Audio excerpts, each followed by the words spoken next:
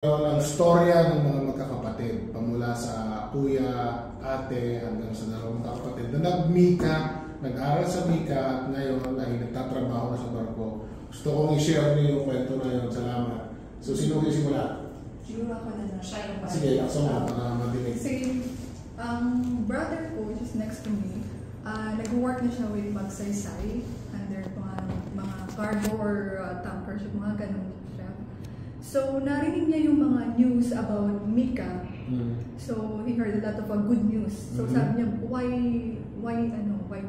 i-try na lang natin din. So, ako yung pinaka-ano niya mag-start kasi at that time, nasa Manila na din ako nagtatrabaho sa call center. So, sabi niya mag-start, nag-enroll kami. What year, Beverly, did you work? Study in Mika, what year? 2014. 2014. Then after noon, natapos namin lahat. Tapos, yung nagkaroon ng mass hiring yung P&O process. Oh, okay. So, nag-try ako magpa-interview with the principal interviewers.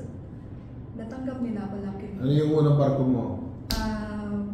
Britannia. Nice. Ngayon, nasa ka na ngayon? Now I'm under TUI Cruises. TUI Cruises. Ano na position mo? I'm an housekeeping administrator. Wow, congratulations. Ganda ng storya. So yung katabi mo naman, ang nakababata mong kapatid? Ako yung elder. Ito yung elder. Okay. Ano naman ang storya mo, ma'am? After niya mag-training ng Mika. Yeah, go ahead. After niya mag-training ng Mika, so ako naman yung nag-train way back 2018 yata yun. 17? 17. Dito naman sa Mandaluyong? Sa Mandaluyong naman po. Siya sa Manila ka? Siya sa Manila. Okay. As under FNB, nag-training ako ng FNB department. Tapos, after that, natapos ko yung training. Tapos, nag-apply din ako. Nagkaroon din ng mass hiring that time sa P&O Cruises. So, na-hire ako that time. P&O din. Ano yung first na barko mo? P&O Aurora. Aurora. Ano na ngayon ang position mo? Assistant waiter chef. Yung galing ng storya. At meron pa silang isa pang kapatid na nag-aaral dito ngayon sa Mandaluyong din. Mandaluyong. So, ano course na kinukuha niya? FNB. Tapos na siya? Mag-graduate na siya chef.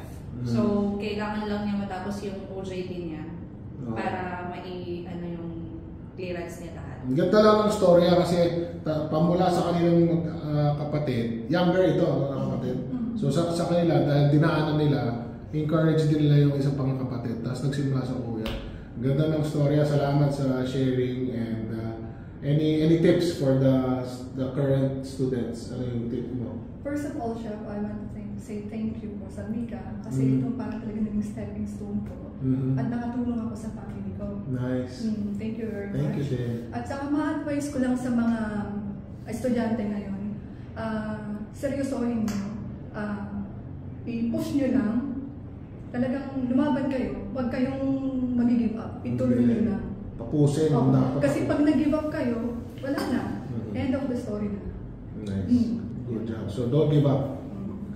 Sa akin naman, yung goal nyo, kung ano yung goal nyo sa buhay nyo, mag-focus lang kayo, huwag kayong papa-apekto sa mga nangyayari sa mga buhay-buhay. And then, if ever na sasampa kayo, ang kailangan nyo muna i-complete yung yung mga training nyo, lahat mag-ready kayo, experience, mag-ready.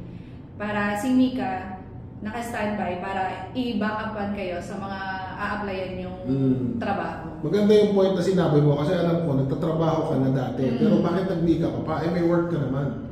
Nag-mika ka pa rin. Bakit nga ba?